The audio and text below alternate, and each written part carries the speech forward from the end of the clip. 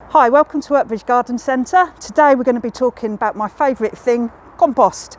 So at the moment we've got some of our nursery compost on sale out the front. First of all, the M2, this one here is a bed and potting compost. This is what it looks like. It's a very, very fine, nice crumbly mixture, pretty high in nutrients. It's got about 4 weeks worth of feed in there. So it's excellent for newly potted bedding plants, for anything going into a container. It's also very good for seeds, but you don't want to use it on seeds that don't want too much feed, such as perennials. It's great for veg though. Veg seeds are great in this. This one is called AHC, and that's that one there. They look pretty similar, but the actual compost is very, very different. Now this compost is a lot lower in nutrients because it's mainly used for sort of longer life plants such as shrubs, alpines, trees.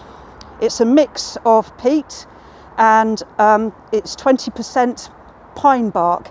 So you see these lumps in here, gives it a nice open feel and helps with drainage. So it stops plants that are in containers for a little bit longer, it stops them getting waterlogged. It's a lot more open so the roots can get down as well and they don't sit in puddles of water. So it's a really nice compost, that one. So the next compost I'll talk about is one of our favourites with our customers, and that is Humacs, which is down there, I hope. So this is what it looks like. It's changing its look this year. Now all composts by the end of this year have to be peat free, absolutely everywhere in the UK. And Humacs are starting with peat reduction, so there's still a little bit of peat in here, but you'll see this more fibrous stuff. This is actually made by Humacs up in Scotland. It's a man-made substance and it is supported by the FSC. So it's fully sustainable. So that is going to be replacing the peat in the mix in here. Humacs is fantastic. You can use it for seed sowing, you can use it for veg, flowering plants, shrubs. It is very, very versatile. I'm going to talk briefly now about grow bags. I haven't actually got an example of this, but it's pretty similar to the Humacs multi-purpose. Just a little tip on grow bags. When you get them, make sure you make holes in them for drainage. Quite a few people get waterlogged grow bags. That is either because they've forgotten to put holes in at all, or they put them on the bottom. And all that happens on the bottom is it sits on your patio and it still can't go anywhere.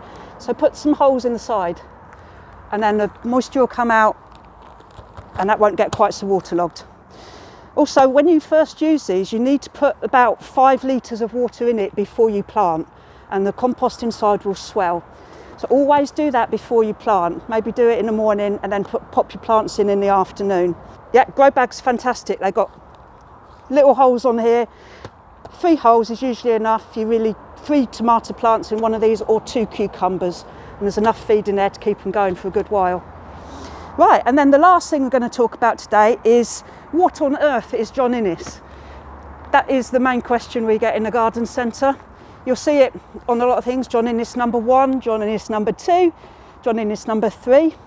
We stock John Innis number 1, which is the seed compost, and number 3, which is the final potting compost. Now all John Innis composts are loam based, which makes them slightly heavier, and that's the main difference to all other composts. They also have silver sand in them, which gives a lightness to the heaviness, if you like, of the loam.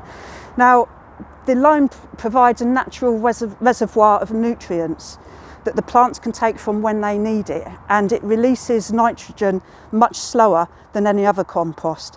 So it's like a longer life compost, if you like. The number 3 is for your mature plants, for shrubs, anything that's going to stay in a container for quite a long time, trees even. It's got a high nutrient density, so it's going to feed what you put in there for quite a long time, as opposed to the seed compost, which with all seed compost has got a very low nutrient density because you don't want them romping away with loads of leaves and no roots. So this has got good drainage and you'll get fantastic seeds with wonderful roots going straight through this compost, and it's definitely worth getting a John Innis. If you can afford it, it's worth having. Thanks for watching. Need everyone to take care, enjoy the spring equinox at the weekend, and hopefully we'll see you at Workbridge very soon.